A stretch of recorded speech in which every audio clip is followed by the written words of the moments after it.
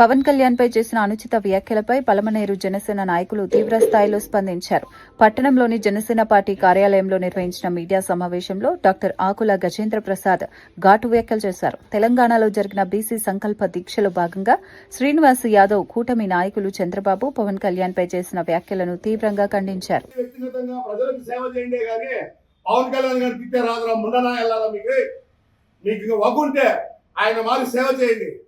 పంచాయతీ రాజులో మన ఇండియాలో 22-23 స్థానంలో ఉన్న మన ఆంధ్ర రాష్ట్రం ఈ రోజు ఆయన డిప్యూటీ సీఎం అయ్యి పంచాయతీ రాజు మంత్రి అయితేనే మొదటి స్థానంలోకి వచ్చిందంటే ఆయన ఘనత ఏంద్ర అని చెప్పి మీరు తెలుసుకోండి. పవన్ కళ్యాణ్ గారి కాలు గోపికనే మీరు పనికొస్తారా ఆయన పేరు ఎత్తేదానికి? అంతేకాకుండా పవన్ కళ్యాణ్ అంటే ఒక వ్యక్తి కాదు, ఒక శక్తి.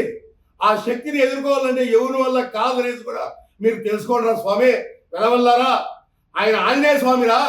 ఆంజనేయ స్వామి ముందర మీరు కుప్పిగింతలు వేస్తే ఎంత ఇదిగా ఉంటుందో పవన్ కళ్యాణ్ గారి ముందర మీరు మాట్లాడే మాట అంత ఇదిగా ఉంది.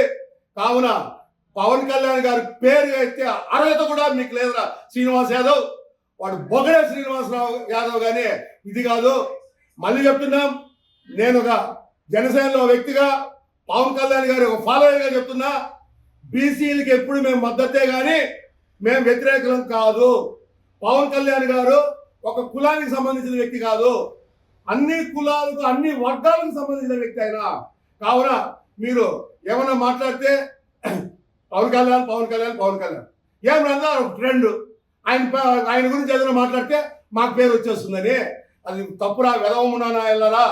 ఖచ్చితంగా చెప్తున్నా మళ్ళీ ఇంకోసారి, పవన్ కళ్యాణ్ గారి పేరు ఎవరే కానీ ఎత్తకూడదు. ఆయన ఎవరెస్ట్ శిఖరాన్నే తలదన్నే మహోన్నతమైన వ్యక్తిత్వం ఉన్న మహాశక్తిరా. ఆ శక్తి ముందర మీరు ఘనతాపంలో కూడా తట్టుకోలేరు.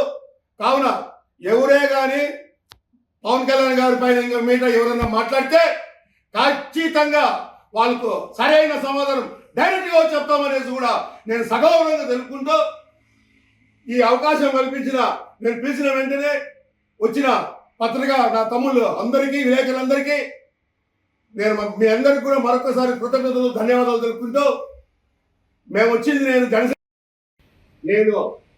40 సంవత్సరాల నా రాజకీయ జీవితం, 40 సంవత్సరాల రాజకీయ జీవితంలో కూడా నేను ఎవరిని కానీ విమర్శించింది లేదు వ్యక్తిగతంగా. ఈరోజు మొట్టమొదటిగా మీ ముందర ఒక మనిషి నేను చెప్తున్నానంటే ఆ మనిషి చూడండి ఎంత ఇది చేసినాడో.